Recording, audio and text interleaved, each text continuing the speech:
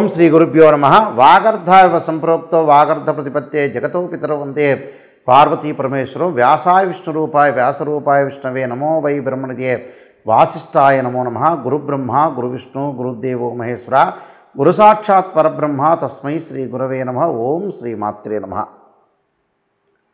August మాసంలో సింహరాశిలో మఖ పుబ్బ నక్షత్రాలలో బుధ శుక్రుల యొక్క కలయిక వల్ల మరి వివిధ రాశుల వాళ్ళకి ఏ విధంగా ఉందో ఒకసారి తెలుసుకుందాం. సింహరాశిలో సంచారం చేసే బుధ శుక్రుల యొక్క కలయిక ఆగస్టు 1వ తారీఖు నుంచి 22వ తారీఖు వరకు అంటే 23 రోజుల పాటు సింహరాశిలో బుద్ధికారకుడైన బుధుడు కళత్రకారకుడైన శుక్రుడి యొక్క కలయిక అనేది ఏ విధంగా ఉందో ఒకసారి పరిశీలన చేద్దాం. బుధుడు బుద్ధిని, జ్ఞానాన్ని, వివేకాన్ని, ఆలోచన సరళిని, విద్య, అలానే వ్యాపార రంగాల్లో అభివృద్ధి, వ్యాపారపరంగా ఏ విధంగా ఉందో తెలిపేది బుధుడు కారణం. అందువల్లే బుధారిష్టేత్ సంప్రాప్తే బుధ పూజాంచకారయేత్ బుధధ్యానం ప్రవక్ష్యామి బుద్ధి పీడోపశాంతి అంటారు. అలానే శుక్రగ్రహము, శుక్రుడు వల్ల ధనము, సుఖము, సౌఖ్యము, వివాహము, కళత్రము ఇవన్నీ కూడా తెలిపేది, భోగభాగ్యాలను తెలిపేది శుక్రగ్రహం. అందువల్లే శుక్రారిష్టేత్ సంప్రాప్తే శుక్ర పూజాంచకారయేత్ శుక్రధ్యానం ప్రవక్ష్యామి కళత్ర పీడోపశాంతి అంటారు. అంటే వివాహం జరిపించేవాడు శుక్రగ్రహమే. ఏ జాతకంలో అయినా సరే అది గుర్తుపెట్టుకోవాలి. అలానే ఇక్కడ గోచారరీత్యా చెప్పబడే ఫలితాలు నిజంగా వాస్తవాన్ని గ్రహించడం అనేది చాలా ముఖ్యం. దానిలో ఏదైనా సరే ఒక నిర్ణయం తీసుకునేటప్పుడు మంచి చెడుల యొక్క మిశ్రమాలు అనేవి బాగా ఎక్కువగా ఉంటాయి. ఒక రాశి ఫలితం చెప్పేటప్పుడు చాలామంది కూడా జాగ్రత్తగా ఆలోచన చేయాలి. దానిలో మంచి ఉంటుంది, చెడు ఉంటుంది. కేవలం మంచి చెప్పటమే కాదు, చెడు వల్ల కూడా మనకు ప్రయోజనాలు కలిగే అవకాశాలు ఎక్కువ ఉంటాయి.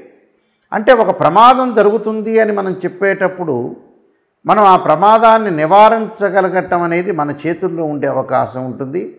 భగవంతుడి యొక్క ఆరాధన వల్ల కూడా మనకు మంచి జరుగుతుంది. అంటే this is the transit system అంటారు. అంటే గోచార రీత్యా చెప్పబడేవి. బర్త్ చార్ట్కి గోచారానికి చాలా తేడా ఉంటుంది. అదొకటి లాట్ ఆఫ్ డిఫరెన్స్ అనేది ఉంటుంది. కాబట్టి మీరు ప్రతి ఒక్క ప్రేక్షకులు కూడా మీరు గమనించాలి. నిజాన్ని తెలుసుకోవడం అనేది చాలా ఇంపార్టెంట్. నిజం అనేది నిప్పు లాంటిది. అయితే శుక్రగ్రహము ఏ రాశి నుంచి బాగుంటుంది, ఏ రాశి నుంచి బాగలేదో ముందుగా చూస్తే శుక్రుడు 1, 2, 4, 5, 8, 9, 11 స్థానాల్లో సుఫలితాన్ని ఇస్తాడని మనకి గోచారం తెలుపుతుంది. అంటే వాళ్ళ రాశి నుంచి మనం క్యాల్కులేట్ చేసుకుంటే అంటే జన్మస్థానం కానీ, ద్వితీయ స్థానం కానీ, చతుర్థ స్థానం కానీ, పంచమ స్థానం కానీ, అష్టమ స్థానం కానీ, అలానే భాగ్యస్థానం కానీ లాభస్థానంలో ఉంటే సుఫలితాన్ని ఇస్తాడు. మిగతా వాటిల్లో ఉంటే చెడు ఫలితాలను ఇచ్చే అవకాశం అనేది ఒకటి ఉంటుందని మనకి తెలుస్తుంది. అలాగే బుధగ్రహము 2 అంటే ఆ రాశి నుంచి 2, 4, 6, 11 స్థానాల్లో ఉంటే సుఫలితాన్ని ఇస్తాడు. అంటే ద్వితీయంలో, చతుర్థంలో, షష్టమంలో, లాభంలో ఉంటే మాత్రమే శుభాన్ని ఇస్తాడు. మిగతా స్థానాల్లో మిశ్రమైన ఫలితాలు, మిగతా స్థానాల్లో చెడు ఫలితాలు ఇచ్చే అవకాశాలు ఖచ్చితంగా ఉంటాయి. అంటే వీళ్ళకి ఏ విధంగా ఉండబోతుందో ఒక్కసారి ప్రతి రాశిని కూడా మనం చూసుకునేటట్లయితే ఏ రాశుల వాళ్ళకి సింహరాశిలో 23 రోజుల పాటు సంచారం చేయటం వల్ల మధ్యలో ఒక 3-4 రోజుల పాటు కూడా ఇక్కడ ఏ విధంగా ఉండబోతుంది అంటే 3-4 రోజుల పాటు కూడా బుధుడు కొంత వక్రారంభం అనేది ఒకటి ఉంటుంది. అలానే ఈ జాతకపరంగా ఈ గోచారరీత్యా ఏ విధంగా ఉండబోతుందో ఒకసారి మనం పరిశీలన చేసుకోవాలి. చేసుకుంటే ప్రతి రాశి యొక్క విషయాన్ని మనం కూలంకషంగా తెలుసుకున్నట్టుగా అవుతాం. కాబట్టి ఇవన్నీ కూడా మనం తెలుసుకొని ముందుకు వెళ్తే దాని యొక్క పరిహారాలు చేసుకొని మనం ముందుకు వెళ్ళామనుకోండి మీకు మంచి జరిగే అవకాశం అనేది ఖచ్చితంగా ఉంటుంది. వృశ్చిక రాశి వాళ్ళకి దశమ స్థానంలో బుధ శుక్రుల యొక్క కలయిక వల్ల ఎలాంటి ఫలితాలు చూడబోతున్నారో చూస్తే ముఖ్యంగా బుధుడు వల్ల కొంత అలసత్వము, కీర్తి విషయంలో ఎవరితో పడితే వాళ్ళతో మాట్లాడకుండా ఉండాలి. కొంత భోజనం అనే సమయానికి చేయాలి. ఆరోగ్యం పట్ల శ్రద్ధ పెట్టాలి. ప్రశాంతత విషయంలో కూడా కొద్దిపాటి ప్రశాంతత ఉంటుంది కాబట్టి దాన్ని పెంచుకునే ప్రయత్నం చేయాలి. దశమ స్థానంలో ఏదైతే శుక్రుని వల్ల వస్తువులు కింద పట్టడం, వస్తువులు కరెక్ట్గా తీసుకోలేకపోవటం, షాపులోకి వెళ్ళి అనవసరమైన వస్తువులు తీసుకోవటం, అది ఉపయోగకరంగా లేకపోవటం, అలాంటి బలహీనతలు ఏర్పడే అవకాశాలు ఉంటాయి. స్త్రీ సుఖము, ఉద్యోగ భద్రత కూడా అవసరం. భద్రత అంటే ఎవరితో పడితే వాళ్ళతో మాట్లాడటం కానీ, వాళ్ళ యొక్క పని పట్ల ఉద్యోగులు శ్రద్ధ పెట్టడం, కీర్తి, ధనాదాయము, శ్రమకి ఒక గుర్తింపు, మనం ఏదైతే కష్టఫలితం చేస్తామో శ్రమకి గుర్తింపు ఫలితం వచ్చే అవకాశాలు ఎక్కువ ఉంటాయి. ప్రయాణాల వల్ల లాభం, వ్యవహార సాఫల్యత అంటే మనం ఏదైతే వ్యవహారం చేస్తుంటామో దానికి సఫలీకృతమయ్యే అవకాశాలు ఉంటాయి. అలానే పెండింగ్ ప్రాజెక్టులన్నీ కూడా పూర్తి కావటం, అనుకున్న పనులన్నీ కూడా జరగటం, శారీరకంగా సుఖాన్ని అనుభవించటం, కంటి నిండా నిద్రపోవటం, అలానే ఆరోగ్యం పట్ల శ్రద్ధ, అధికారుల యొక్క సందర్శనం, అధికారులతో కలయిక, వాళ్ళతో ముందుకు వెళ్ళటం సంపూర్ణమైన ఆనందం ఇచ్చే అవకాశాలు ఎక్కువగా ఉంటాయి. అంటే బంధుమిత్రులతో మటుకు కొంత వైరం లభించే అవకాశం, అంటే మిత్రులు ఉంటారు, బంధువులు ఉంటారు, ఏదో లేనిపోని ఇవన్నీ కూడా తగాదలు పెట్టే మనుషులు ఉంటారు. అంటే ఓర్చలేని వ్యక్తులు కూడా ఎక్కువగా ఉంటారు. అంటే మనం బాగుపడ్డామంటే ఎదుటివాడు ఓర్చలేదు అంటే మనం బాగుపడినట్టే అర్థం. అలానే ఆరోగ్య విషయంలో కొంత శ్రద్ధ వహించాలి. మనశ్శాంతిని కరువయ్యే అవకాశాలు ఉంటాయి కాబట్టి మనశ్శాంతిని కొని తెచ్చుకోవాలి. పనులలో ఆలస్యం జరుగుతుంది కానీ మానసికంగా ప్రశాంతత కోల్పోకూడదు. కుటుంబంలో శుభ కార్యక్రమాలు జరిగే అవకాశాలు ఉంటాయి. విద్యార్థులకు మంచి ఉత్తీర్ణత, ఏకాగ్రత, చదువు పట్ల ఆసక్తి పెరగటం, స్త్రీలకు ఉన్నతమైన అభిప్రాయాలు కలిగి మంచి చేయాలని ఒక ఆలోచన అనేది ముందుకు వెళ్ళటం, శారీరక సుఖము, సంఘంలో గౌరవ మర్యాదలు, శత్రువుల వల్ల నష్టం కలగకుండా చూసుకోవాలి. దుష్టులను చూసి దూరంగా ఉండాలంట, దుష్టుల్ని చూసి వాళ్ళని డబ్బు ఇచ్చేనే వదిలించుకోవాలి. మంచి ఉత్తీర్ణత సాధించే అవకాశాలు ఉంటాయి. స్త్రీలు వాళ్ళ ఇంటిలో కుటుంబ సభ్యులతోటి, భర్తతో కాకుండా మిగతా వాళ్ళతో కొంత కలహం రాకుండా కొంత కాపాడుకొని ముందుకు వెళ్ళాలి. అంటే విఘ్నం లేకుండా ఉండటానికి, జాప్యం జరగకుండా ఉండటానికి మనం కొన్ని పరిహారాలు చేసుకొని ముందుకు వెళ్ళటం వల్ల కూడా మన జరిగే అవకాశాలు ఉంటాయి. విదేశాలకు వెళ్ళే అవకాశాలు బాగా ఎక్కువగా ఉంటాయి వీళ్ళకి. అంటే వివాహ ప్రయత్నాలు సఫలీకృతం కావటం, మంచి ప్రవర్తన కలిగిన అబ్బాయి కానీ మంచి ప్రవర్తన కలిగిన అమ్మాయి కలిసే అవకాశాలు బాగా ఎక్కువ ఉంటాయి ఈ రాశి వాళ్ళకి. అనుకున్న పనులన్నీ కూడా సాఫల్యత, నూతన వ్యాపారాలు ప్రారంభం చేయొచ్చు, ఉన్న వ్యాపారాన్ని కొనసాగించవచ్చు, వ్యాపారంలో వస్తువులు కూడా పెట్టచ్చు.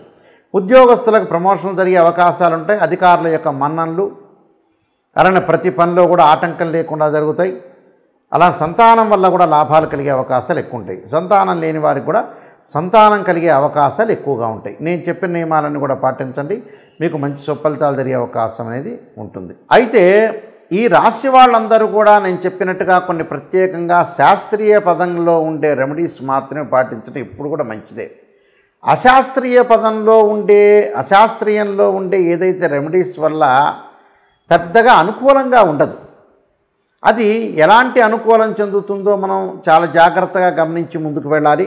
శాస్త్రీయ పదంలో ఉండే స్తోత్ర పారాయణాలు కానీ ఏ వారం ఏమి చేయాలనేది చూడాలి. ఈ రాశి వాళ్ళందరూ కూడా నేను చెప్పినట్టుగా మనకి 23 రోజుల పాటు బుధ శుక్రుల యొక్క కలయిక వల్ల మనం మంచి జరగాలని ఆశించాలి. చెడు ఫలితాలను నివారించడానికి స్తోత్ర పారాయణ చేయాలి. అంటే కనీసం మనం ఒకరోజు ఒక 10 నిమిషాలు భగవంతుడికి కేటాయించాలి. ప్రతిరోజు కూడా మన ఆఫీస్కి వెళ్ళేటప్పుడు కానీ, ఒక వ్యాపారం చేసేటప్పుడు కానీ, అందరూ కూడా ఒక రాజకీయ నాయకులే కాదు, సినిమా యాక్టర్సే కాదు, చిరు వ్యాపారులు ఉండొచ్చు, పెద్ద పారిశ్రామికవేత్తలు ఉండొచ్చు, గవర్నమెంట్ ఎంప్లాయీలు ఆరు ప్రైవేట్ సెక్టార్లో ఉండే ఎంప్లాయీస్ ఉండొచ్చు.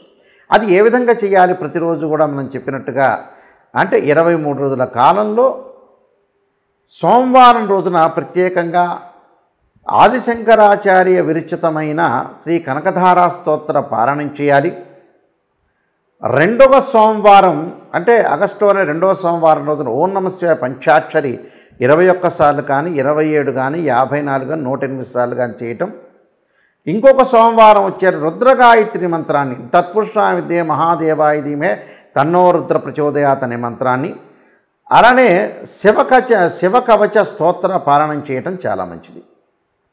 తదుపరి మంగళవారం రోజున కార్తవీర్యార్జునుడి యొక్క మంత్రము, అలానే శ్రీ ప్రజ్ఞా వివర్ధన కార్తికేయ స్తోత్ర పారాయణం చేయాలి.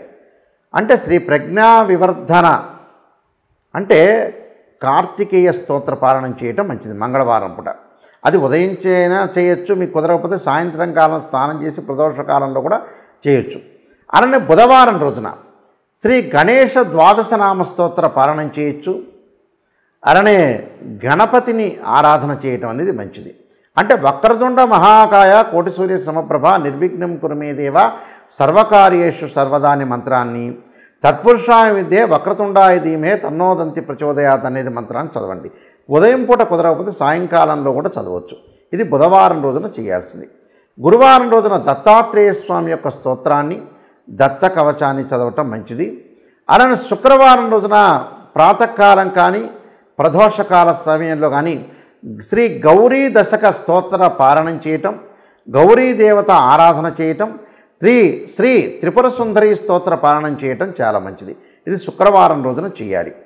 శనివారం రోజున వచ్చేటప్పటికల్లా లక్ష్మీ నరసింహస్వామి పంచరత్న స్తోత్ర పారాయణం కానీ లేకపోతే విష్ణు సహస్రనామ పారాయణం కానీ ఉదయం కానీ సాయంత్రం కానీ చేయొచ్చు. ఆదివారం రోజున వచ్చేటప్పటికల్లా జగన్నాథ అష్టక స్తోత్ర పారాయణం చేయండి.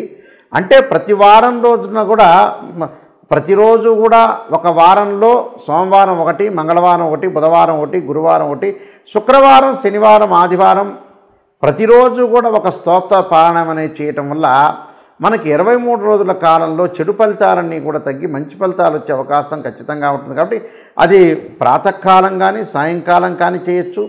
ఒక వారం కుదరకపోతే మరొక సోమవారం చేయొచ్చు, మరొక మంగళవారం చేయొచ్చు, మరొక బుధవారం చేయటం వల్ల మీకు మంచి జరిగే అవకాశం అనేది ఖచ్చితంగా ఉంటుంది. ఇవన్నీ కూడా శాస్త్రీయ పరంగా ఉండే రెమెడీసే. కానీ మనకి ఏదైతే మంచి జరగాలంటే మంచి స్తోత్ర పారాయణాలు చేయటం వల్ల కూడా ఆ నెలలో మంచి జరిగే అవకాశం ఖచ్చితంగా ఉంటుంది.